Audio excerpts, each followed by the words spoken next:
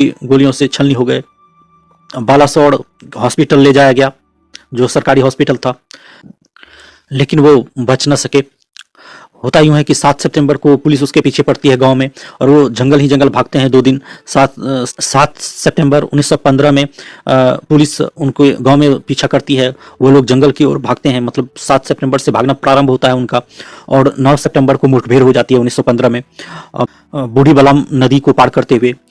और वो जो चास खंड था वहाँ पर इनकाउंटर प्रारंभ होता है 9 सितंबर को, और 10 सितंबर 1915 को हॉस्पिटल में बाघा जतीन की मृत्यु हो जाती है।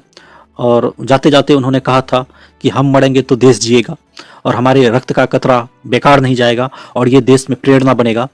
तो ये ऐसे महान क्रांतिकारी लोग थे जिनकी प्रशंसा स्वयं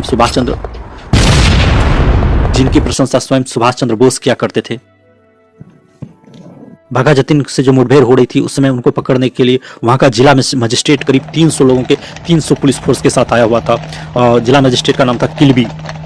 खुद एक पुलिस वाला चार्ल्स टेगार्ट, उसने भी बाघा जतीन की प्रशंसा में अंतिम समय में ये कहा कि ये यदि अंग्रेज होता तो ये इतना महान क्रांतिकारी है, इतना महान इनका सोच है कि इंटरनेशनल लेवल का इसका सोच है कि इसे ब्रिटेन के उच्च से उच्च स्थानों पर इसकी प्रतिमा लगती, ट्रेफलगर स्क्वायर के पास इसकी प्रतिमा लग सकती थी यदि ये अंग्रेज होता। ये एक बहुत ही महान योद्धा था, क्योंकि हम समझ सकते हैं उस गुलाम भारत में इसकी सोच कितनी दूरदर्शी थी। ये इंटरनेशनल सहयोग के जरिए अन्य देशों के राजा और राजकुमार से मिलकर भारत की स्वतंत्रता के लिए इसने कितना प्रयास किया, और इसकी कुर्बानी व्यर्थ नहीं गई।